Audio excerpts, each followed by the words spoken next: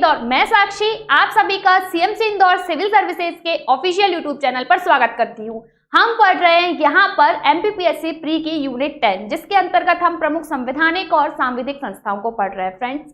तो यहाँ पर कल हमने पढ़ा था राष्ट्रीय महिला आयोग और राज्य महिला आयोग के बारे में। तो आज हम उसके करने वाले हैं प्रमुख एमसीक्यूज की किस तरीके से उसमें प्रीवियस ईयर में क्वेश्चन आए हैं, और इसके अलावा जो संभावित क्वेश्चन है वो हम सब आपके साथ क्या करेंगे, डिस्कशन करेंगे, जिसमें हमारा क्या होगा, एक बार महिला आयोग का दोबारा से रिवीजन हो जाएगा। तो चलिए हम अपनी क्लास को स्टार्ट करते हैं अपने फर्स्ट क्वेश्चन के साथ। तो हमारा फर्स्ट क्वेश्चन क्या कहता है, हमारा फर्स्ट क्वेश्चन है कि राष्ट्रीय महिला आयोग का गठन किस वर्ष किया गया था। यहाँ पर याद रखो फ्रेंड्स, हमसे क्या पूछा गया है, यहाँ पर हमसे गठन के बारे में पूछा गया है कि गठन कब किया गया था। अगर अधिनियम हमसे पूछा जाए कि किस अधिनियम के तहत किया गया है, तो फ्रेंड्स अधिनियम कब आया था, अधिनियम आया था 30 अगस्त 1990 को।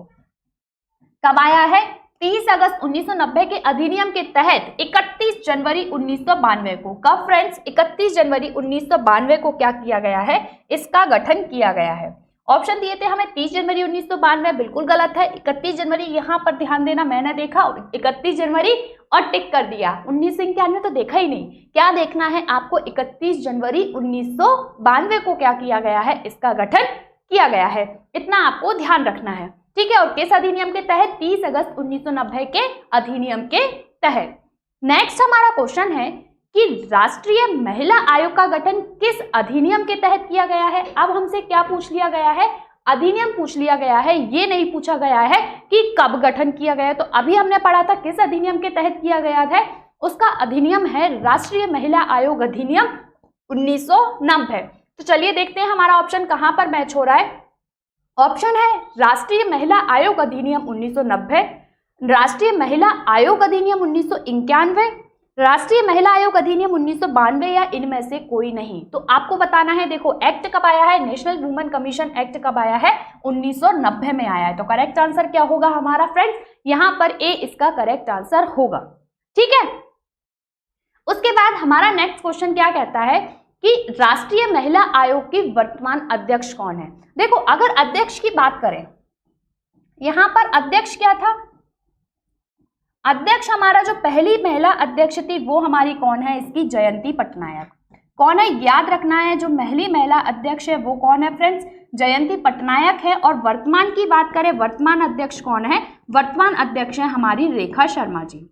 कौन है, रेखा शर्मा जी। अब यहाँ से आपको क्या फैक्ट पूछा जाएगा, रेखा शर्मा है, उनको 2 बार क्या किया गया है, अपॉइंट किया गया है। और इसका कार्यकाल कितना होता है, 3 वर्ष या 65 वर्ष क्या होता है, इनका टर्म होता है, मतलब कि इनका कार्यकाल होता है 3 वर्ष या 65 वर्ष, जो भी पहले हो वो इनका क्या हो जाता है, कार्यकाल हो जाता है। और उसका निर्धारण कौन करता है, निर्धारण करता है केंद्र सरकार। केंद्र सरकार क्या होती है, इसके निर्धारण करने का कार्य करती है। तो देखो कौन सा ऑप्शन हमारे पास मैच हो रहा है, राष्ट्रीय महिला आयोग के वर्तमान अध्यक्ष कौन है फ्रेंड्स। देखो ऑप्शन है ललिता कुमार मंगलम, रेखा शर्मा, पूर्णिमा आडवाणी और नीता अंबानी। तो यहाँ पर करेक्ट आंसर क्या होगा, वर्तमान अध्यक्ष है हमारी फ्रेंड्स रेखा शर्मा जी। कौन है, रेखा शर्मा हमारी वर्तमान अध्यक्ष। तो करेक्ट आंसर क्या होगा, बी इसका करेक्ट आंसर होगा।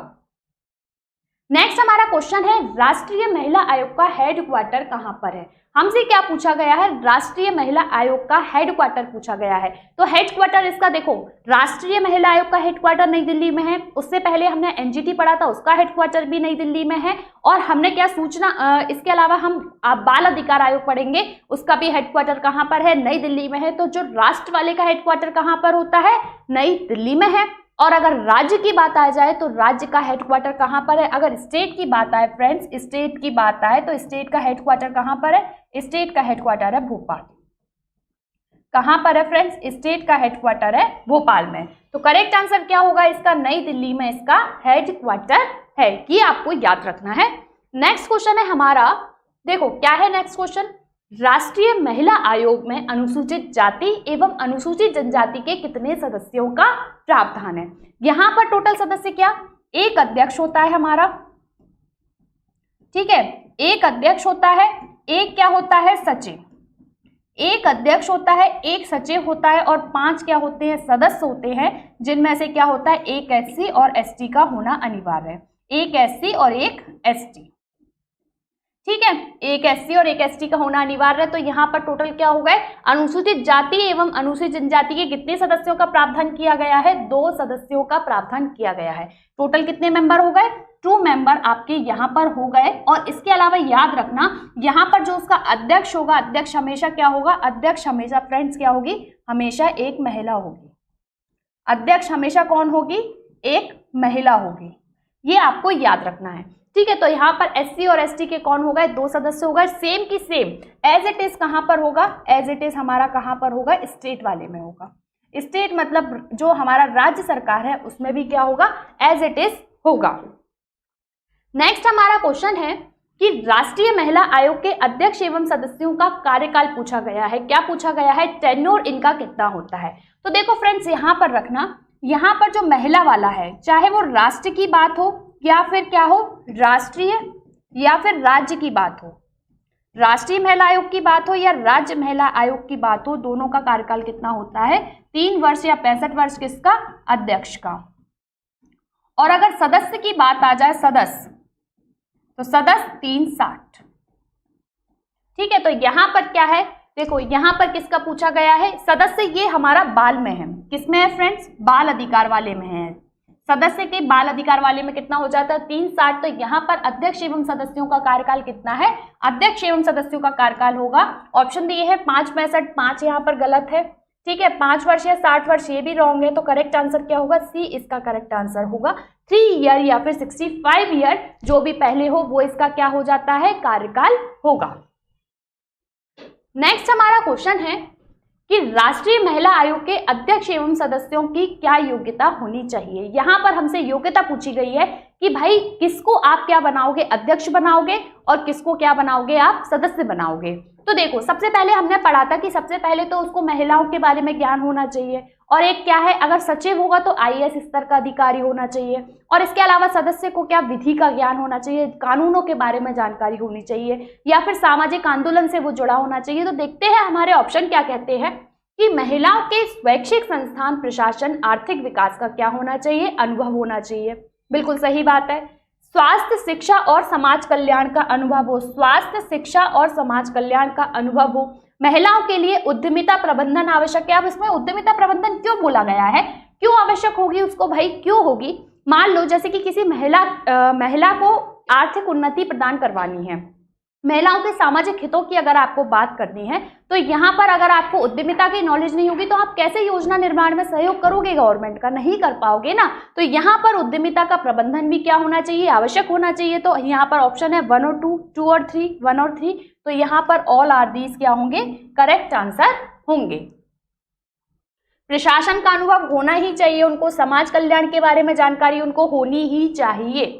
नेक्स्ट हमारा क्वेश्चन है कि किस मौलिक कर्तव्य में महिलाओं के लिए उपबंध ऐसी प्रथाओं का त्याग जो स्त्रियों के सम्मान के विरुद्ध हो, किस अनुच्छेद के तहत किया गया है। तो यहाँ पर आपसे पूछा गया है कि किस उपबंध में कहा है कि अगर कोई भी ऐसा कृत्य जो स्त्रियों के सम्मान के विरुद्ध होता है तो आपको कौन सा आर्टिकल ये कहता है। ऑप्शन है 51A, 51A, 51B, 51M, 51K। तो यहाँ पर जो 51K है, 51K है, वो इसका करेक्ट आंसर होगा। वो ये कहता है कि अगर महिलाओं के खिलाफ और उनके सम्मान के विरुद्ध कोई भी ऐसा कृत्य किया जा रहा है तो यहाँ पर उसको क्या करना पड़ेगा, आपको मना करना पड़ेगा। नेक्स्ट हमारा क्वेश्चन है कि किस अनुच्छेद में प्रसूति सहायता के लिए उपबंध की बात की गई है। यहाँ पर आपसे पूछा गया प्रसूति सहायता। देखो यहाँ पर हमारे जो DPSP हैं, DPSP हमने कल पढ़े थे, उसमें हमने कौन कौन सा आर्टिकल पढ़ा था, 39A, महिला और पुरुष को क्या किया जाएगा, आजीविका के समान साधन उपलब्ध कराए जाएंगे। 39B क्या कहता है, 39D, उसमें क्या किया जाएगा, समान कार्य के लिए क्या दिया जाएगा, वेतन। वेतन से रिलेटेड था, समान कार्य के लिए क्या किया जाएगा, समान वेतन दिया जाएगा। और उसके बाद 41 क्या है, कर्मकारों और जो मजदूर है उनको क्या दिया जाएगा, निर्वाह भत्ता दिया जाएगा। और 42 में हमने कल साफ साफ पढ़ा था, मैंने आपको याद कराया था कि 42 में मतलब ब्याह, तो ब्याह मतलब प्रसूति सहायता क्या होगी फ्रेंड्स, 42 में क्या होगी, प्रसूति सहायता। तो ऑप्शन देखते हैं मैच होते हैं कि नहीं। मैटरनिटी रिलीफ किसके तहत दिया गया है, आर्टिकल 41, 21, 42 या 47। तो करेक्ट आंसर क्या होगा, अनुच्छेद 42 या आर्टिकल 42। नेक्स्ट क्वेश्चन पे जाते हैं कि नेक्स्ट क्वेश्चन क्या कहता है कि संविधान के किस अनुच्छेद के तहत स्थानीय निकायों में महिलाओं को 1/3 आरक्षण दिया गया है। तो आर्टिकल ध्यान रखो, यहाँ पर हमारा 73वां और 74वां क्या है, संविधान संशोधन है, उनके तहत यहाँ पर दिया गया है हमारा किसना, स्थानीय निकायों में, और यहाँ पर हमारा कहाँ पर दिया गया है, नगर पालिका में। नगर पालिका में क्या दिया गया है, महिलाओं को आरक्षण प्रदान किया गया है। कितना आरक्षण प्रदान किया गया है, 1/3 आरक्षण महिलाओं को क्या किया गया है फ्रेंड्स, प्रदान किया गया है। तो किस आर्टिकल के तहत किया गया है, अगर स्थानीय निकायों की बात करें तो 243D, और अगर 243D में भी कौन सा आ जाए, 243D3, अगर ये आपके सामने आ जाता है तो इसके तहत क्या किया गया है, महिलाओं को स्थानीय निकायों में आरक्षण दिया गया है। और अगर पंचायतों का आ जाता है, नगर पालिकाओं का आ जाता है तो 243D3, 243D3 क्या है, नगर पालिकाओं का है। तो देखो यहाँ पर कौन कौन से ऑप्शन है, 243P, 243G, 243C और 243D। तो किसके तहत, 243D। अगर ऑप्शन आ जाता 243D3 तो करेक्ट आंसर क्या होता, ए, वही करेक्ट आंसर होता। नेक्स्ट क्वेश्चन है हमारा कि अंतर्राष्ट्रीय महिला दिवस कब मनाया जाता है। यहाँ पर हमसे महिला दिवस से रिलेटेड क्वेश्चन है कि भाई अंतर्राष्ट्रीय महिला दिवस बताओ कि कब मनाया जाता है। तो देखो, अगर अंतर्राष्ट्रीय महिला दिवस की बात होगी तो वो कब मनाया जाता है, 8 मार्च, और राष्ट्रीय महिला दिवस की बात होगी वो कब मनाया जाता है, वो मनाया जाता है 13 फरवरी को। कब मनाया जाता है फ्रेंड्स, 13 फरवरी को क्या है, राष्ट्रीय महिला दिवस मनाया जाता है, और अंतर्राष्ट्रीय महिला दिवस 8 मार्च। तो हमारा करेक्ट ऑप्शन मतलब इंटरनेशनल वुमेन डे कब मनाया, सेलिब्रेट किया जाता है, 8 मार्च को मनाया जाता है। आपको कमेंट करके इसकी थीम बतानी है कि 2023 में जो अंतर्राष्ट्रीय महिला दिवस थी, अंतर्राष्ट्रीय महिला दिवस की थीम क्या रही है, ये आपको कमेंट बॉक्स में कमेंट करना है। नेक्स्ट हमारा क्वेश्चन है कि मौलिक कर्तव्य में महिलाओं के लिए उपबंध हैं ऐसी प्रथाओं का त्याग जो स्त्रियों के सम्मान के विरुद्ध हो, किस अनुच्छेद में दिया गया है। ये आपको बताना है कि किस अनुच्छेद के तहत महिलाओं के उपबंध की ऐसी प्रथाओं का त्याग जो स्त्रियों के सम्मान के विरुद्ध है, वो किस अनुच्छेद में दिया गया है। तो अभी हम पढ़कर आए हैं कौन सा, 51K, मतलब ऐसी कोई भी प्रथा जो स्त्रियों के सम्मान के विरुद्ध होगी तो आप क्या करोगे, आर्टिकल 51K यहाँ पर करेक्ट आंसर होगा, है ना। नेक्स्ट हमारा क्वेश्चन है कि निम्नलिखित में से कौन सी शाखा महिलाओं से संबंधित अनुसंधान को प्रोत्साहित करती है। मतलब कि कौन सी ब्रांच क्या करती है, महिलाओं से जो रिसर्च होती है, महिलाओं से रिलेटेड जो रिसर्च होती है उसको क्या करती है, प्रोत्साहन देती है। ये आपको यहाँ पर बताना है। तो देखो ऑप्शन है पब्लिक रिलेटेड ब्रांच, लोक संबंध शाखा, लेजिस्लेटिव ब्रांच, वैधानिक शाखा, उत्तर भारत शाखा या फिर शिकायत एवं जांच शाखा। तो देखो यहाँ पर बात की गई है, किसके बारे में बात की गई है, अनुसंधान के बारे में बात की गई है। तो शिकायत वाली तो होगी नहीं, शिकायत वाली तो शिकायत करेगी, उत्तर भारत शाखा ऑप्शन में नहीं है, और वैधानिक वाली कानून का निर्माण करेगी। तो बचा क्या, जो पब्लिक रिलेटेड ब्रांच होती है, लोक संबंध शाखा क्या करेगी, हमारी महिलाओं से संबंधित अनुसंधान का क्या करेगी, कार्य करने का काम करेगी। ठीक है, आया समझ में, क्या लोक से संबंधित शाखा जो होगी वो क्या करेगी, काम करने का काम करेगी। नेक्स्ट हमारा क्वेश्चन है कि महिलाओं के आयोग निम्नलिखित में से कौन राष्ट्रीय महिला आयोग के अध्यक्ष नहीं रही हैं, ये आपको बताना है। वो among the following has not been the chairperson of the National Commission for Women. Option है शोभा ओझा, पूर्णिमा आडवाणी, विभा पार्थ सारथी। यहाँ पर विमा नहीं है, विभा है, विभा कर लेना इसको फ्रेंड्स, विभा, ठीक है, विभा पार्थ सारथी। तो आपको बताना है कि कौन सी इनमें से अध्यक्ष नहीं रही हैं।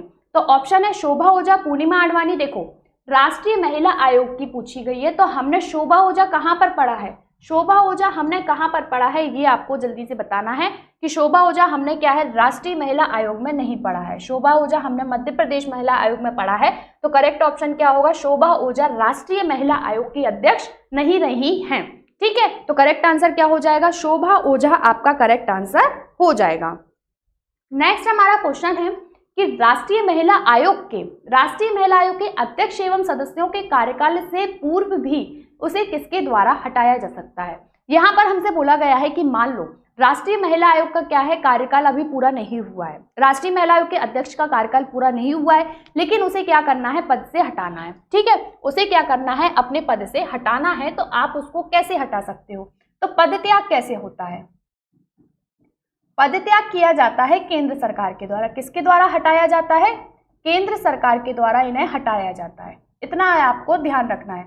इनकी नियुक्ति कौन करता है? देखो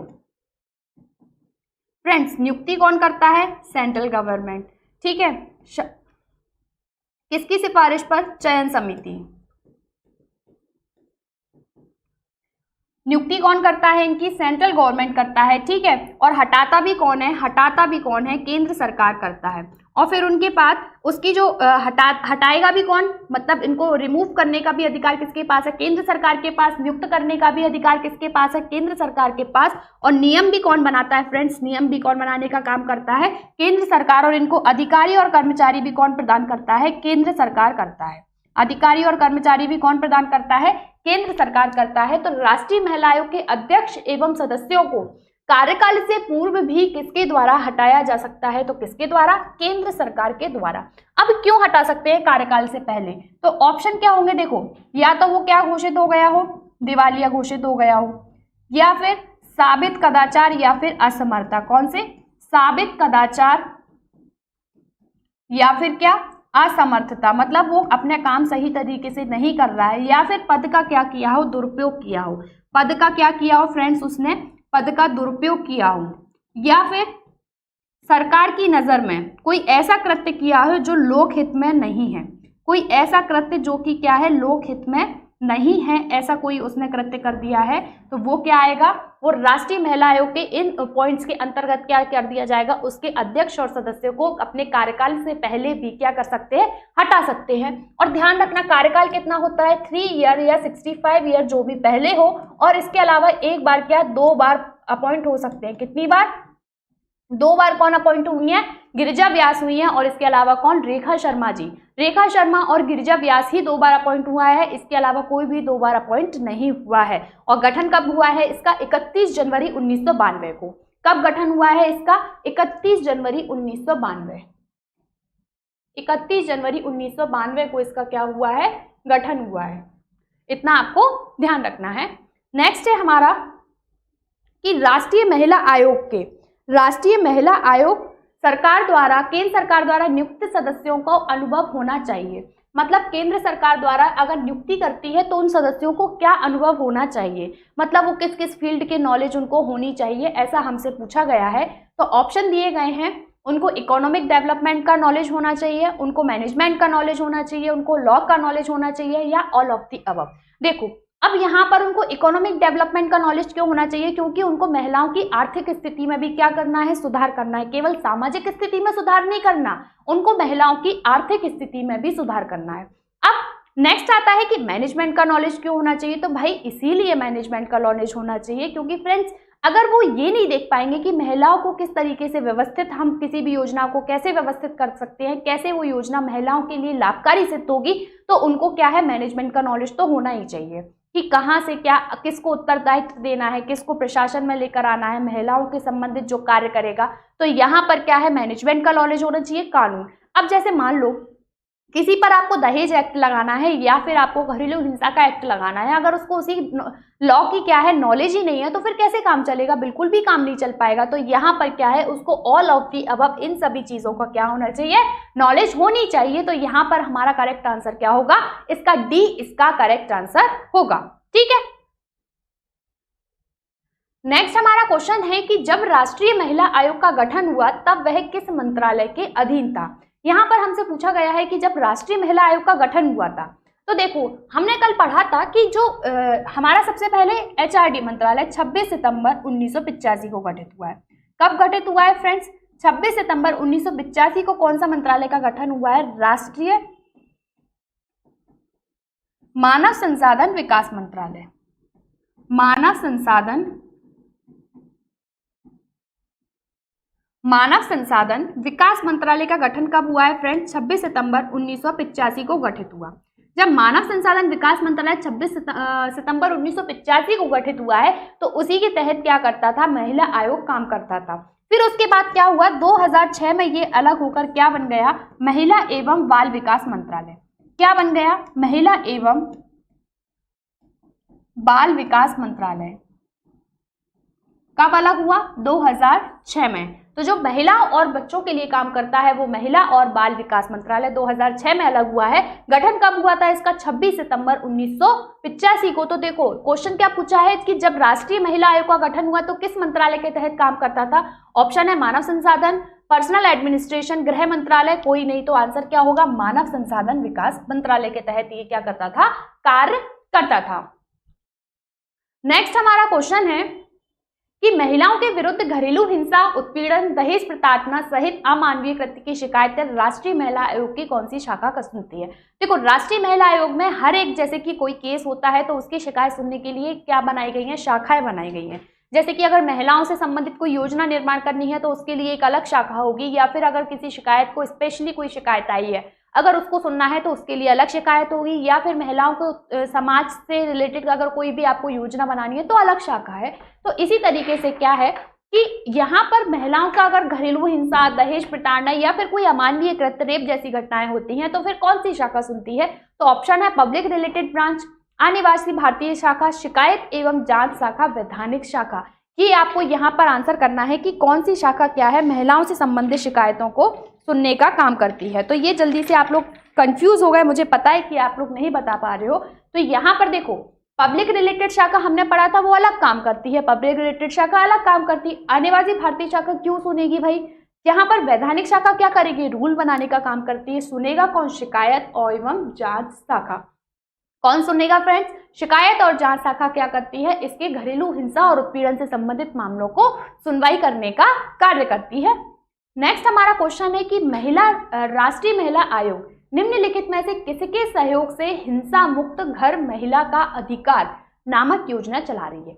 ये थोड़ा सा हमारा डिफरेंट क्वेश्चन आया है जो हमने कल नहीं पढ़ा महिला आयोग के अंतर्गत। तो यहाँ पर आपसे पूछा गया है कि हिंसा मुक्त घर महिला का अधिकार, जैसे कि अगर किसी महिला के खिलाफ कोई हिंसा हो जाती है, हिंसा किसी भी प्रकार की हो सकती है, घरेलू हिंसा हो सकती है, अन्य किसी प्रकार की हिंसा हो सकती है, तो हिंसा मुक्त अगर महिला है तो उसका अधिकार है, ठीक है, उसका क्या है? अधिकार है घर, उसको एक घर में उसको दिया जाएगा। तो यहाँ पर क्या है? कौन सी योजना, कौन चला रहा है योजना, किसकी हेल्प से चल रही है? गवर्नमेंट ऑफ राजस्थान, राजस्थान सरकार से, एमपी गवर्नमेंट से, दिल्ली पुलिस, इनमें से कोई नहीं। तो जल्दी बताओ इसका आंसर क्या होगा? क्या आप इसका आंसर टिक करोगे? तो इसका करेक्ट आंसर होगा फ्रेंड्स, दिल्ली पुलिस के सहयोग से क्या चल रहा है? हिंसा मुक्त घर का अभियान चल रहा है। कहाँ चला रही है? हिंसा मुक्त घर का अभियान। हमारा नेक्स्ट क्वेश्चन पे आते हैं। नेक्स्ट क्वेश्चन हमारा क्या कहता है कि संयुक्त राष्ट्र संघ द्वारा किस वर्ष को अंतर्राष्ट्रीय महिला वर्ष घोषित किया गया है? यहाँ पर हमसे पूछा गया है अंतर्राष्ट्रीय महिला वर्ष कब घोषित किया गया है, ठीक है। 8 मार्च को क्या मनाया जाता है? महिला दिवस मनाया जाता है। और यहाँ पर हमसे संयुक्त राष्ट्र द्वारा किस वर्ष अंतर्राष्ट्रीय महिला दिवस घोषित किया गया है, ये आपसे पूछा गया है। ऑप्शन है हमारा 1975, 1994, 1991 और 1993। ये आपको बताना है, तो आप जल्दी से बताओ कि इसका करेक्ट आंसर क्या होगा। सोचो सोचो भाई, इसका करेक्ट आंसर होगा क्या कि किस वर्ष को घोषित किया गया है अंतर्राष्ट्रीय महिला वर्ष? तो करेक्ट आंसर क्या होगा? इसका करेक्ट आंसर होगा, सोच में पड़ गए ना कि नहीं पता, 1975 को अंतर्राष्ट्रीय महिला वर्ष घोषित किया गया है। जैसे कि अभी हमारा 2023 को क्या घोषित किया गया है? 2023 को बाजरा वर्ष घोषित किया गया है फ्रेंड्स। 2023 को क्या घोषित किया गया है? बाजरा वर्ष घोषित किया गया है, मिलेट्स का वर्ष घोषित किया गया है। उसी तरीके से 1975 सन 1975 1975 को अंतर्राष्ट्रीय महिला वर्ष घोषित किया गया है। नेक्स्ट हमारा क्वेश्चन है कि राष्ट्रीय महिला आयोग अधिनियम 1990 की किस धारा के तहत महिला आयोग प्रतिवर्ष अपनी रिपोर्ट किसको देती है? केंद्र सरकार को रिपोर्ट देने का काम करती है। यहाँ पर हमसे धारा पूछ ली गई है, रिपोर्ट किसको देती है? केंद्र सरकार को देती है। और धारा हमसे पूछ ली गई है कि किस धारा के तहत क्या देती है? रिपोर्ट देने का काम करती है। ये आपको बताना है। तो करेक्ट आंसर क्या होगा? ऑप्शन है धारा 15, धारा 13, धारा 14 और धारा 12, ठीक है। सेक्शन 15, सेक्शन 13, सेक्शन 14 और सेक्शन 12। तो करेक्ट आंसर क्या होगा? सेक्शन 13। धारा 13 के तहत क्या करती है? रिपोर्ट देने का काम करती है। धारा 3 के तहत, सेक्शन 3 के तहत इसका क्या हुआ है? एस्टैब्लिशमेंट हुआ है। नेक्स्ट हमारा क्वेश्चन है कि निम्नलिखित में से कौन राष्ट्रीय महिला आयोग के अध्यक्ष और सदस्यों की नियुक्ति करता है? तो भाई अपॉइंट का हमने पढ़ लिया। अपॉइंट कौन करता है? सेंट्रल गवर्नमेंट, ठीक है। रिमूवल कौन करता है? हटाता कौन है? Central government. रूल्स कौन बनाता है? Central government. सारा काम यहाँ पर कौन करेगा? सेंट्रल गवर्नमेंट करने का काम करेगी। राष्ट्रपति का यहाँ कोई रोल नहीं रहता, प्राइम मिनिस्टर का यहाँ कोई रोल नहीं है, लोकसभा अध्यक्ष यहाँ पर कहीं से कहीं तक नहीं है। यहाँ पर हर जगह कहाँ क्या है? सिर्फ और सिर्फ केंद्र सरकार किसमें? महिला आयोग में। याद रखना बिल्कुल। चलिए नेक्स्ट क्वेश्चन करते हैं कि निम्नलिखित में से कौन राष्ट्रीय महिला आयोग के प्रथम अध्यक्ष थी? यहाँ पर ऐसे क्वेश्चन हमसे हर आयोग में पूछे जा सकते हैं कि बताओ कौन पहला अध्यक्ष था, कौन वर्तमान अध्यक्ष है, कौन से नंबर का है, कितनी बार अपॉइंट हो चुका है, ये सब आपसे पूछे जा सकते हैं। कार्यकाल भी इनफैक्ट आपसे पूछा जा सकता है। तो यहाँ पर हमसे पूछा गया है कि महिला आयोग की प्रथम अध्यक्ष पूछी गई है। ऑप्शन है विभा पार्थसारथी, ममता शर्मा, मोहिनी गिरी या फिर जयंती पटनायक। तो अभी हमने पढ़ा था फर्स्ट कौन है? फर्स्ट है हमारी जयंती पटनायक और प्रेजेंट कौन है? रेखा शर्मा। प्रेजेंट कौन है हमारी? रेखा शर्मा। और कौन से नंबर की है? 10th नंबर की। अगर सीक्वेंस में देखा जाए तो 10th नंबर की, और वैसे देखा जाए तो 8th आ जाएंगी, क्योंकि जो गिरिजा व्यास थी, गिरिजा व्यास को क्या है 2 बार अपॉइंट किया गया था। किसको? गिरिजा व्यास को 2 बार अपॉइंट किया गया है ना, ये याद रखना आप। नेक्स्ट क्वेश्चन है हमारा कि राष्ट्रीय महिला आयोग को सिविल प्रक्रिया संहिता 1908 के तहत क्या क्या शक्तियां प्राप्त है? यहाँ पर ये क्या करता है? सिविल न्यायालय की शक्तियां रखता है। कैसी शक्तियां रखता है? सिविल न्यायालय के समान इसको क्या है? शक्ति प्राप्त है। कैसी? सिविल न्यायालय या सिविल कोर्ट। ठीक है, सिविल कोर्ट के समान इसे शक्ति प्राप्त है। तो क्या करेगा? इसको दंड देने का अधिकार नहीं होगा, बाकी इसको सारे अधिकार होंगे। ये क्या नहीं कर सकता? किसी को दंड नहीं दे सकता। बाकी शपथ कर सकता है, साक्ष्य प्रस्तुत करने के लिए कह सकता है, विभाग को कार्यवाही करने के लिए कह सकता है। जैसे कोई पुलिस अधिकारी कंप्लेंट दर्ज किया है, कितने कहाँ तक प्रोग्रेस पहुंची है, तो सारा कुछ अपने पास मंगा भी सकता है। ये सब क्या होते हैं? इसके पास अधिकार होते हैं। ऑप्शन है किसी भी व्यक्ति को समन करने की, बिल्कुल सही बात है, ये भी सही होगा। दस्तावेज मांग सकता है, बिल्कुल सही होगा। दंड देने की, ये वाला भाई क्या होगा? गलत होगा। साक्ष्य प्राप्त करने की, बिल्कुल सही बात है। तो ऑप्शन देख लेते हैं, हमारा 1, 2 और 4 सही है। 1, 2 एंड 4, तो हमारा पहला ही आंसर क्या हो गया? सही हो गया। यहाँ पर आपको उपयुक्त सभी देख के नहीं लगा देना है कि आपने ऑल ऑफ दी अबव देखा और आपने क्या किया? ऑल ऑफ दी अबव भी सारा आंसर लगा दिया। यहाँ पर आपको ऐसा नहीं करना है। करेक्ट आंसर क्या होगा हमारा? ए इसका करेक्ट आंसर होगा। नेक्स्ट क्वेश्चन है हमारा कि राष्ट्रीय महिला आयोग अपनी वार्षिक रिपोर्ट किसे देता है? यहाँ पर हमसे पूछा गया है, देखो भाई रिपोर्ट के बारे में पूछा गया है, तो हमने पढ़ लिया कि नियुक्ति कौन करता है? केंद्र सरकार करता है। हटाने का अधिकार किसके पास है? केंद्र सरकार के पास है। नियम कौन बनाता है? केंद्र सरकार बनाता है। ठीक है, अब जब ये सारे काम करेगा तो रिपोर्ट किसको देगा? रिपोर्ट देता है केंद्र सरकार को, और केंद्र सरकार उस रिपोर्ट को कहां पर रख पाती है? केंद्र सरकार को क्या देगा? रिपोर्ट देगा। केंद्र सरकार को रिपोर्ट जाएगी और रिपोर्ट केंद्र सरकार कहां पर रखवाएगी? उस रिपोर्ट को संसद के समक्ष रखवाएगी। और राज्य वाले में राज्य सरकार रिपोर्ट को कहां पर रखवाएगी? राज्य विधानमंडल में। कहां पर रखवाएगी? राज्य सरकार रिपोर्ट को राज्य विधानमंडल में रखाने का कार्य करेगी।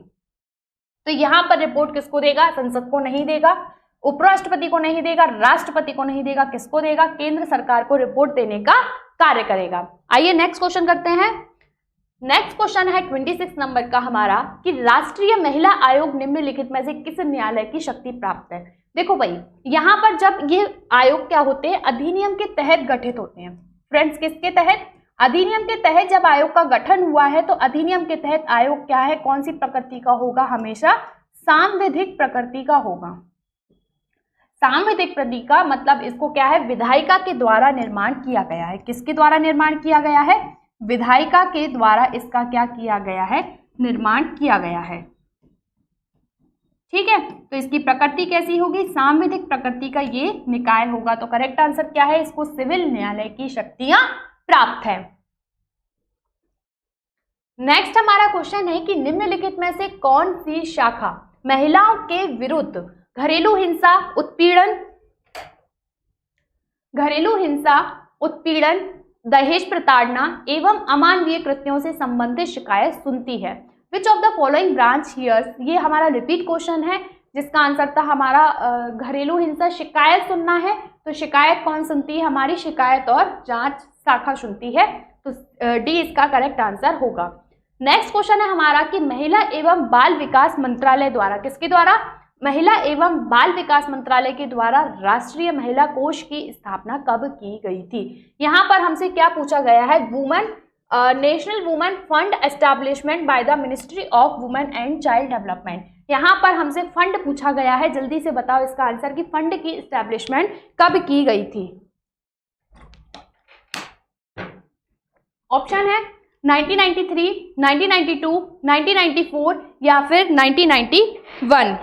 तो देखो कब की गई थी। यहाँ पर क्या हुआ था, जो वुमन कोष, वुमन मतलब महिलाओं के लिए एक अलग से फंड बनाया गया है जिसके माध्यम से महिलाओं को अगर कोई भी कार्य करना है या महिलाओं के उत्थान के लिए कोई योजना बनानी है या फिर घरेलू हिंसा या दहेज प्रताड़ना, इन सबसे पीड़ित कोई महिला आती है, उसको घर से बेघर कर दिया जाता है, तो महिला आयोग क्या करता है? उसके उत्थान के लिए भी कार्य करता है और सरकार की मदद भी करता है। तो यहाँ पर उसके लिए एक अलग से फंड एस्टैब्लिशमेंट किया गया है। और एक और बात ध्यान रखना, जो उसका हेडक्वार्टर है न्यू दिल्ली में, हमने पढ़ा है न्यू दिल्ली में उसका हेडक्वार्टर पड़ा है, तो उसका नाम भी क्या कर दिया गया है? निर्भया भवन उसका नाम कर दिया गया है। क्या करा है? निर्भया भवन उसका नाम कर दिया गया है। तो करेक्ट आंसर क्या होगा इसका? ए करेक्ट आंसर होगा। 1993 में उस फंड को क्या कर दिया गया था? एस्टैब्लिश किया गया था। नेक्स्ट हमारा क्वेश्चन है कि राष्ट्रीय महिला आयोग का स्वरूप कैसा है? तो भाई सांविधिक प्रकृति का है, क्योंकि अधिनियम के तहत क्या है? इसका गठन हुआ है। नेक्स्ट हमारा क्वेश्चन है कि राष्ट्रीय महिला आयोग की कौन सी अध्यक्ष लगातार 2 कार्यकाल तक अपने पद पर बनी रही? अब ये आपको बताना है, मैं आपको बता चुकी हूँ। ऑप्शन है हमारे जयंती पटनायक, गिरिजा व्यास, ममता शर्मा या फिर इनमें से कोई नहीं। तो देखो यहाँ पर अगर हम बात करें तो अध्यक्ष सबसे पहली हमारी कौन थी? ये हमारी थी फर्स्ट, पहले नंबर की अध्यक्ष कौन थी? जयंती पटनायक। और करेक्ट आंसर क्या होगा? गिरिजा व्यास क्या है? हमारी 2 बार लगातार काल तक अपने पद पर बनी रही थी, ठीक है। और रेखा शर्मा भी क्या है? अगर ऑप्शन रेखा शर्मा भी आ जाता, कौन? रेखा शर्मा भी क्या है? अभी दूसरी बार अध्यक्ष हैं, 2 बार अध्यक्ष, ठीक है, क्योंकि अभी वर्तमान अध्यक्ष रेखा शर्मा है और उनका दूसरा कार्यकाल चल रहा है, ये आपको याद रखना है। नेक्स्ट हमारा क्वेश्चन है कि राष्ट्रीय महिला आयोग के सदस्यों को निम्न में से किस एक क्षेत्र का ज्ञान नहीं होना चाहिए? यहाँ पर हमसे पूछा गया है कि राष्ट्रीय महिला आयोग के सदस्यों को किस किस का सबसे पहले तो नॉलेज होना चाहिए, उनको किस बात की जानकारी होनी चाहिए, क्या उन्हें ऐसा होना चाहिए कि तभी हम उनको क्या करेंगे? राष्ट्रीय महिला आयोग का अध्यक्ष या सदस्य नियुक्त करेंगे। तो ऑप्शन है हमारा रिलेटेड टू लॉ, विधि से संबंधित होना चाहिए, विज्ञान का, स्वास्थ्य का, आर्थिक विकास का। देखो लॉ की जानकारी तो उनको होनी ही चाहिए। क्यों होनी चाहिए? जैसे महिलाओं से संबंधित कोई कानून का निर्माण करना है या फिर किसी कानून की जानकारी नहीं है तो महिला की मदद ही नहीं कर पाएंगे। वो जो परेशानी में महिला है उसकी मदद कैसे करेंगे? बिल्कुल नहीं कर पाएंगे। तो विधि से जानकारी होनी चाहिए। विज्ञान का क्या काम? विज्ञान का यहाँ पर कोई काम नहीं है। तो करेक्ट आंसर क्या होगा हमारा? बी इसका करेक्ट आंसर होगा, क्योंकि हेल्थ की नॉलेज होनी चाहिए। और आर्थिक विकास मतलब कि इकोनॉमिक डेवलपमेंट महिलाओं का कैसे करे, किस तरीके से महिला बराबरी कर सकती है, आज पुरुषों की बराबरी में आ सकती है, ऐसा हम क्या काम करें तो ये हमें हो जाए। तो क्या है यहाँ पर? विज्ञान नहीं होगा, बाकी के तीनों ऑप्शन करेक्ट हैं, ठीक है। आई थिंक आपको सभी को समझ में आ रहा है। नेक्स्ट क्वेश्चन पे हम जाते हैं कि नेक्स्ट क्वेश्चन क्या कहता है कि राष्ट्रीय महिला आयोग के अध्यक्ष एवं सदस्य अपना त्यागपत्र किसे सौंपते हैं? यहाँ पर केंद्र सरकार क्या है? उसको अपने पद से हटा सकता है। केंद्र सरकार अपने पद से हटा सकता है कभी भी, जब केंद्र सरकार कुछ आधार दिए गए हैं, अगर उनको ऐसा लगता है कि इस आधार पर क्या है, महिला आयोग के जो अध्यक्ष हैं उन्होंने क्या किया है? अपने पद का दुरुपयोग किया है। तो यहाँ पर पदत्याग भी अगर जैसे मान लो 3 साल तक वो रहना है और अगर 1.5 साल उन्होंने कर लिया है, अब उनको ऐसा लगता है कि नहीं अब हम अपने पद पर नहीं रहना चाहते, अब हम फ्री रहना चाहते हैं, रिटायरमेंट की हमारी उम्र हो चुकी है, तो वो क्या कर सकता है? उस बीच में भी केंद्र सरकार को क्या कर सकता है? अपना त्याग पत्र सौंप सकता है। तो ऑप्शन है हमारा महान्यायवादी, उपराष्ट्रपति, प्रधानमंत्री या फिर केंद्र सरकार। तो करेक्ट आंसर क्या होगा? डी इसका करेक्ट आंसर होगा। केंद्र सरकार को क्या कर सकते हैं? अपने त्याग पत्र को सौंप सकते हैं। नेक्स्ट क्वेश्चन है हमारा कि लगातार कितने अधिवेशन में अनुपस्थित रहने पर केंद्र सरकार राष्ट्रीय महिला आयोग के अध्यक्ष एवं सदस्य को हटा सकती है? यहाँ पर अगर मैं अधिवेशन की बात करूं, किसकी फ्रेंड्स? अधिवेशन की आपकी बात करें तो साल में कितना होना चाहिए? 1 साल में कितनी अधिवेशन होते हैं महिला आयोग के? 2 बार क्या होती है? 1 साल में 2 बार बैठक होती है महिला आयोग की। एक साल में 2 बार महिला आयोग की क्या होती है, बैठक होती है, और उनमें कितना अंतर होता है, 6 माह का अंतर होता है।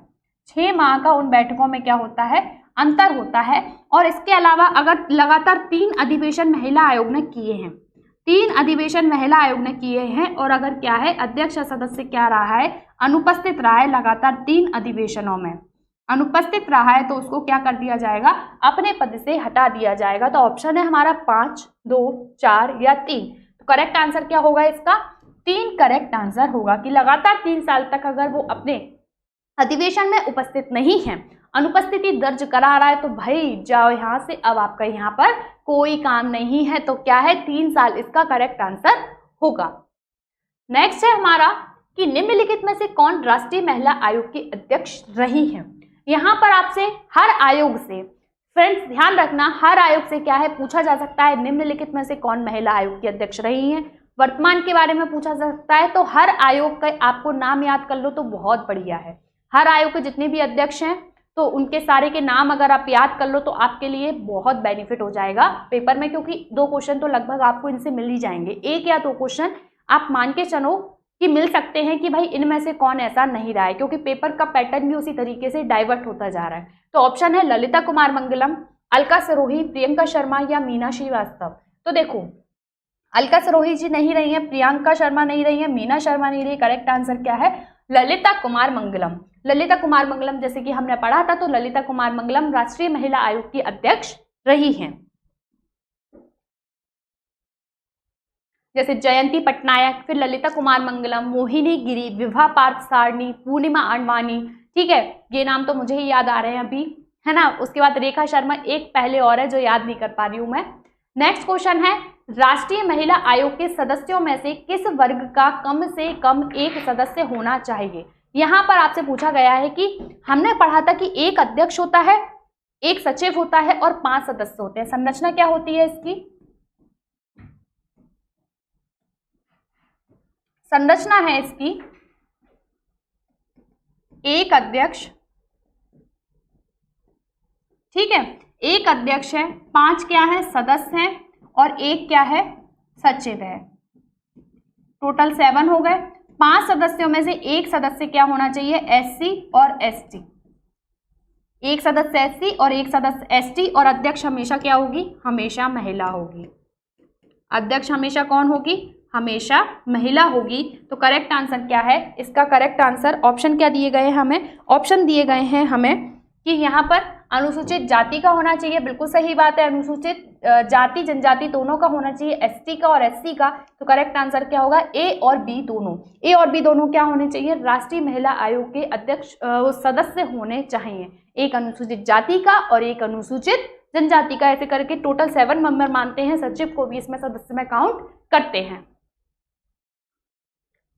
नेक्स्ट क्वेश्चन है हमारा कि राष्ट्रीय महिला आयोग की स्थापना कब हुई थी। When was the National Commission for women establishment, की राष्ट्रीय महिला आयोग की स्थापना कब हुई थी। 13 फरवरी 1992, 2 अक्टूबर 1990, 31 जनवरी 1992, 8 मार्च 1993।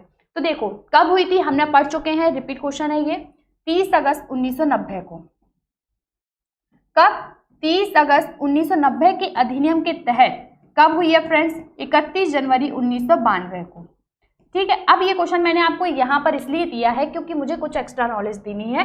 करेक्ट आंसर क्या है, इसका करेक्ट आंसर तो सी होगा। 8 मार्च की अगर मैं बात करूं, 8 मार्च को क्या मनाया जाता है, अंतर्राष्ट्रीय महिला दिवस। 8 मार्च को क्या मनाया जाता है, अंतर्राष्ट्रीय महिला दिवस। ठीक है, याद रखना। 13 फरवरी को क्या मनाया जाता है, 13 फरवरी को मनाया जाता है राष्ट्रीय महिला दिवस। राष्ट्रीय महिला दिवस, इसीलिए इस क्वेश्चन को ऐड किया कि 2 चीजों की नॉलेज आपको हो जाए। और 31 जनवरी को क्या है, हमारा राष्ट्रीय महिला आयोग की स्थापना हुई थी। नेक्स्ट क्वेश्चन है हमारा कि राष्ट्रीय महिला आयोग द्वारा की जाने वाली अनुशंसाएं केंद्र सरकार के लिए है। Are the recommendation made by the National Commission for Women to the central government. जो क्या करता है, केंद्र सरकार को क्या देता है, ये सलाह देने का काम करता है। कौन, राष्ट्रीय महिला आयोग। अब जैसे कि मान लो कोई योजना है या फिर किसी महिला के लिए कोई आपको समिति का निर्माण करना है या फिर उनके लिए कोई अलग से प्रावधान लेकर आना है या फिर कोई कानून में चेंज करना है, तो क्या करना पड़ेगा, केंद्र सरकार को सलाह देनी पड़ेगी, क्योंकि नियुक्ति केंद्र सरकार ने की है, रिपोर्ट केंद्र सरकार को देगी, नियम केंद्र सरकार बनाएगी, तो सलाह भी केंद्र सरकार को देगी कि आप महिलाओं को लेकर एक ऐसे चीजें लेकर आओ, है ना, ऐसा ही करेगी। तो यहाँ पर अब पूछा गया है कि जो सलाह देती है वो सलाह है कैसी, तो ऑप्शन है एडवाइजरी, सलाहकारी, बाइंडिंग, बाध्यकारी, उपरोक्त दोनों, इनमें से कोई नहीं, ये आपको बताना है। तो देखो सलाह कैसी होती है, हमेशा इसकी सलाहकारी सलाह होती है, बाध्यकारी नहीं होगी। बाध्यकारी सलाह तो मतलब एक तरीके से हो गया कि महिला आयोग ने बोला कि आज ही महिलाओं के लिए कानून का निर्माण करो, केंद्र सरकार को करना पड़ेगा, ऐसा नहीं है। यहाँ पर केंद्र सरकार के लिए जो सलाह है वो सलाहकारी होती है, और ना मानने का, सलाह को अगर ना मानने का क्या होता है, उनको कारण बताना पड़ता है, संसद में क्या करना करता है, उसका स्पष्टीकरण देना पड़ता है कि आपने इस प्रकार की सलाह राष्ट्रीय महिला आयोग द्वारा दी गई थी, लेकिन आपने उस सलाह को माना क्यों नहीं, स्पष्ट उसका क्या करो, आप कारण दो। तो करेक्ट आंसर क्या होगा, ए इसका करेक्ट आंसर होगा। नेक्स्ट क्वेश्चन पर जाते हैं। नेक्स्ट क्वेश्चन है हमारा कि निम्नलिखित में से कौन सी शाखा राष्ट्रीय महिला आयोग की है। अब हमसे क्या पूछा गया है, शाखाओं के बारे में पूछा गया है। महिला आयोग की लगभग 5 शाखाएं होती हैं, तो यहाँ पर उन शाखाओं के बारे में पूछा गया है कि कौन सी शाखा महिला आयोग की है। देखो ऑप्शन दिया है पूर्वोत्तर भारत शाखा, लोक संबंध शाखा, वैधानिक शाखा, उपरोक्त सभी, ये सारे हमसे पूछे गए हैं। देखो वैधानिक शाखा उसका क्या करेगी, नियम कानून बनाने का काम करेगी।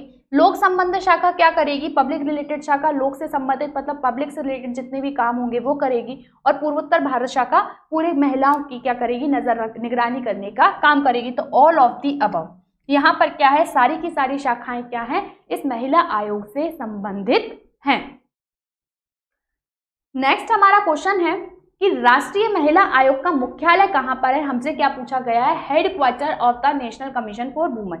तो हेडक्वार्टर भाई नेशनल कमीशन का हेडक्वार्टर कहां पर होगा, नई दिल्ली में इसका हेडक्वार्टर होगा।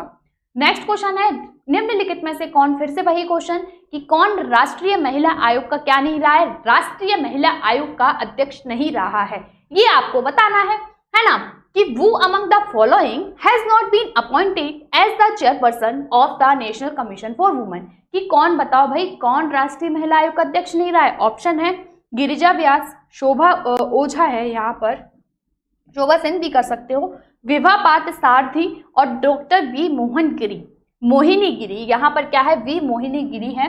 तो करेक्ट आंसर आपको बताना है। गिरिजा व्यास के बारे में हम पढ़ चुके हैं, 2 बार नियुक्त की गई थी ये, ठीक है। शोभा ओझा किससे रिलेटेड है, एमपी से रिलेटेड है। विभा पार्थ सारथी बनाई गई है, वी मोहनगिरी बनाई। करेक्ट आंसर क्या है, बी इसका करेक्ट आंसर है, क्योंकि शोभा ओझा राज्य महिला आयोग की अध्यक्ष रही हैं।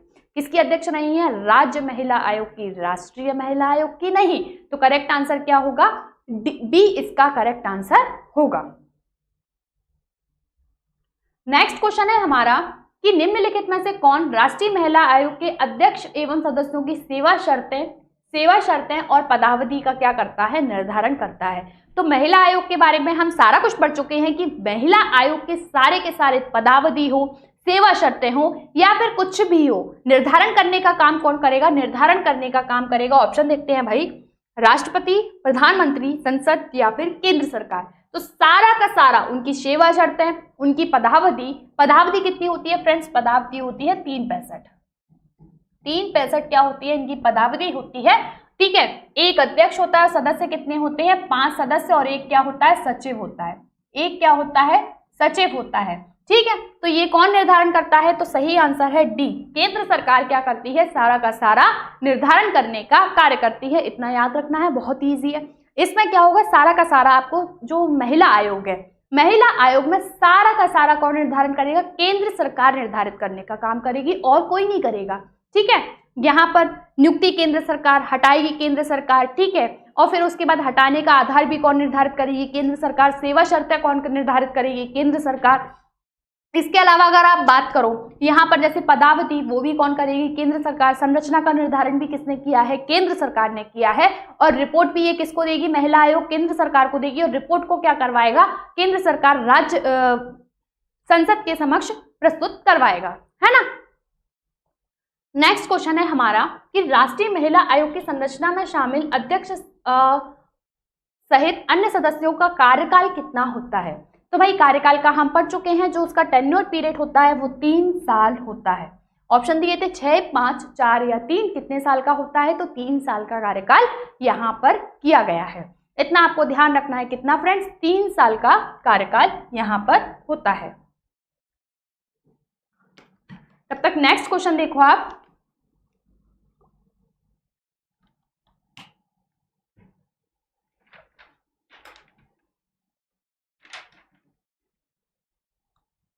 देखो अब क्या है, किस वर्ष से राष्ट्रीय महिला आयोग को अनिवासी भारतीयों के साथ विवाह संबंधी विवादों के संबंध में समुद्र पारीय भारतीयों के साथ नोडल एजेंसी बना दिया गया है? From which year the National Commission for Women has been made the nodal agency with the overseas Indian in respect of marriage related disputes (NRI)? ये आपसे अलग से डिफरेंट क्वेश्चन पूछा गया है कि किस वर्ष नोडल एजेंसी बन गई है महिला आयोग। महिला आयोग किस वर्ष नोडल एजेंसी बनी है?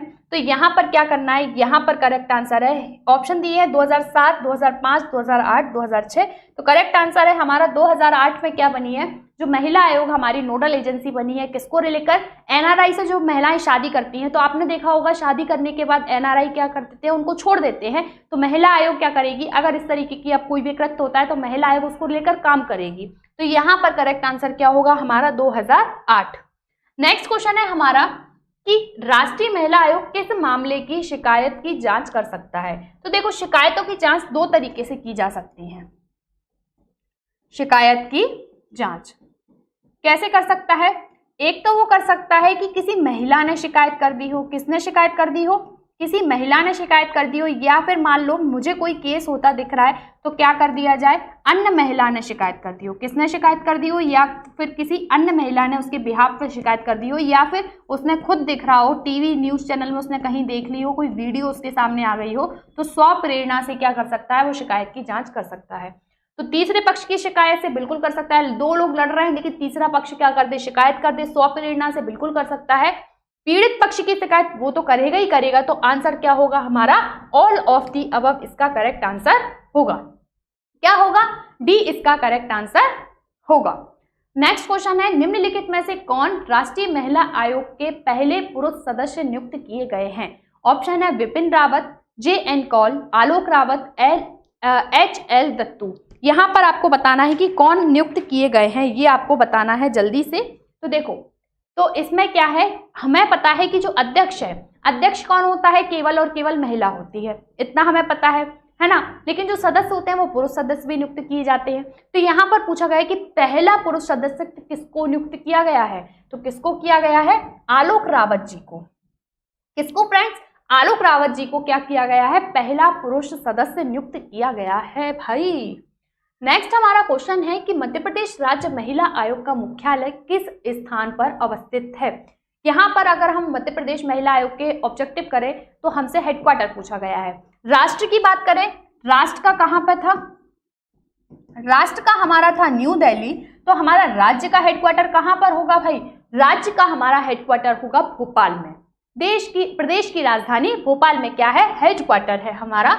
नेक्स्ट क्वेश्चन है हमारा कि शोभा ओझा को मध्य प्रदेश राज्य महिला आयोग का अध्यक्ष कब बनाया गया? यहाँ पर शोभा ओझा क्या है, मध्य प्रदेश राज्य महिला आयोग की वर्तमान अध्यक्षा है, और उनसे पूछा गया है कि उनको बनाया कब गया है अध्यक्ष। तो ये भी आपसे पूछा जा सकता है कि कब बनाया गया, कब इनका कार्यकाल खत्म होगा, ये आपसे पूछा जा सकता है। ऑप्शन है 16 मार्च 2020, दिसंबर 19, मार्च 2016 या मार्च 2021, ये आपसे पूछा गया है। देखो भाई 2020 में 16 मार्च 2020 को क्या किया गया है, शोभा ओझा को मध्य प्रदेश राज्य महिला आयोग की वर्तमान अध्यक्ष है। और इनको कब बनाया गया था, 16 मार्च 2020 को। कितने साल का कार्यकाल रहेगा इनका, 3 साल का कार्यकाल रहेगा, जो 2023 तक रहेंगी, ये 2023 तक रहेंगी, इस बात का आपको याद रखना है। नेक्स्ट हमारा क्वेश्चन है कि मध्य प्रदेश राज्य महिला आयोग के अध्यक्ष का कार्यकाल कितने वर्ष का होता है? यहाँ पर हमसे अध्यक्ष का कार्यकाल पूछा गया है, तो हमने कार्यकाल पढ़ा था 3 साल या 65 साल, जो भी पहले हो वो इनका कार्यकाल होता है। तो करेक्ट आंसर क्या होगा, 3 ईयर। कितना कार्यकाल होगा फ्रेंड्स, 3 ईयर इनका कार्यकाल होगा। नेक्स्ट क्वेश्चन है हमारा कि मध्य प्रदेश राज्य महिला आयोग को निम्नलिखित में से कौन सी शक्ति प्राप्त नहीं है? यहाँ पर सेम ऐसे सेम ऐसा किसमें होगा, राष्ट्रीय महिला आयोग में होगा, और सेम किसमें होगा, हमारा राज्य महिला आयोग में होगा, है ना। अब यहाँ पर दोषी पाए जाने पर ऑप्शन है, दोषी पाए जाने पर क्या है ऑप्शन, दोषी पाए जाने पर दंडात्मक कार्रवाई करने की शक्ति प्राप्त है, दस्तावेज मांगने की, शपथ पत्र पर साक्ष्य करने की, या किसी व्यक्ति को समन भेजने की। तो इसको क्या है, सबसे पहले मध्य प्रदेश राज्य महिला आयोग भी किसके गठित हुआ है, एक अधिनियम के तहत गठित हुआ है, तो इसको सिविल न्यायालय की शक्ति प्राप्त है, तो दंड देने का अधिकार इनको प्राप्त नहीं है। तो करेक्ट आंसर क्या होगा, दोषी अगर पाया जाता है कोई भी व्यक्ति तो दंड कार्रवाई करने के अधिकार नहीं है, इसके लिए क्या करना पड़ेगा, उन्हें कंप्लेंट करनी पड़ेगी। और इसके अलावा इसका गठन कब हुआ है, 1998 में। कब हुआ है, 1998 में, किस अधिनियम के तहत, 1995 के अधिनियम के तहत 1998 में क्या हुआ है, मध्य प्रदेश महिला आयोग का गठन हुआ है। कब, 23 मार्च 1998 को। नेक्स्ट हमारा क्वेश्चन है, मध्य प्रदेश राज्य महिला आयोग किस प्रकार का निकाय है। तो यहीं पर हमने पढ़ा कि सिविल न्यायालय के समान इसको शक्तियां प्राप्त है, और कब गठित हुआ है, 1995 के अधिनियम के तहत। फ्रेंड्स कब, 1995 के अधिनियम के तहत 23 मार्च 1998 को। 23 मार्च 1998 को जब इसका गठन हुआ है तो ये कैसा निकाय होगा, ये सांविधिक मतलब हमारी स्टैट्यूटरी बॉडी होगी। तो करेक्ट आंसर क्या होगा, ए इसका करेक्ट आंसर होगा। नेक्स्ट हमारा क्वेश्चन है कि मध्य प्रदेश महिला आयोग के अध्यक्ष एवं अन्य सदस्यों की नियुक्ति कौन करता है। अब यहाँ पर राज्य की बात हो रही है, तो अगर राज्य की बात हो रही है तो सारा का सारा काम कौन करेगा, राज्य सरकार करेगी। सारा काम करने का काम कौन करेगा, यहाँ पर राज्य सरकार फ्रेंड्स करने का काम करेगी, नियुक्ति भी करेगी, ठीक है, नियुक्ति भी करेगी, हटाएगी भी, और उसके बाद नियम भी बनाएगी, और रिपोर्ट भी किसके पास जाएगी, रिपोर्ट भी किसके पास जाएगी फ्रेंड्स, राज्य सरकार के पास जाएगी। ये 4 पॉइंट आपको याद रखने हैं। तो यहाँ पर क्या है, ऑप्शन दिए, विधानसभा का अध्यक्ष कोई रोल नहीं है, राज्यपाल नहीं, राज्य सरकार। तो करेक्ट आंसर क्या होगा, इसका सी इसका करेक्ट आंसर होगा। महिला आयोग के अध्यक्ष एवं अन्य सदस्यों की नियुक्ति कौन करता है, राज्य सरकार करती है। नेक्स्ट हमारा क्वेश्चन है कि लगातार कितने अधिवेशनों में अनुपस्थित रहने पर राज्य सरकार द्वारा मध्य प्रदेश राज्य महिला आयोग एवं अन्य सदस्यों को क्या किया जा सकता है, निष्कासित किया जा सकता है। हमने पढ़ा था कि अधिवेशन साल में कितने बार होते हैं, 2 बार। साल में 2 बार बैठक होती है, 2 बार बैठक होती है, 6 माह का क्या होता है, अंतर होता है। सेम ऐसा ही किसमें है, राज्य सरकार में अगर 3 अधिवेशन होते हैं, 3 महिला आयोग के अधिवेशन होते हैं और लगातार तीनों में क्या है, अनुपस्थित रहा है, वो अनुपस्थित है, मतलब क्या है, अनुपस्थित है, तो उसको क्या किया जाएगा, उसको अपने पद से हटा दिया जाएगा। और हटाएगा कौन, हटाने का काम करेगी राज्य सरकार। कौन करेगी, राज्य सरकार। तो करेक्ट आंसर क्या होगा, बी इसका करेक्ट आंसर होगा।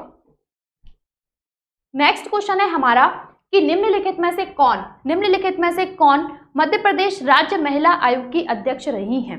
मध्य प्रदेश राज्य महिला आयोग की अध्यक्ष हमसे पूछी गई है, तो सारे के सारे नाम हैं, हमें याद करने हैं। वर्तमान में कौन है, शोभा ओझा है, और ऑप्शन हमें दिए हैं कृष्णकांता तोमर, लता वानखेड़े, उपमा राय। तो भाई सारी की सारी अगर आपने नाम पढ़े होंगे तो ऑल ऑफ दी अबव क्या रही हैं, मध्य प्रदेश राज्य महिला आयोग की अध्यक्षा रही हैं।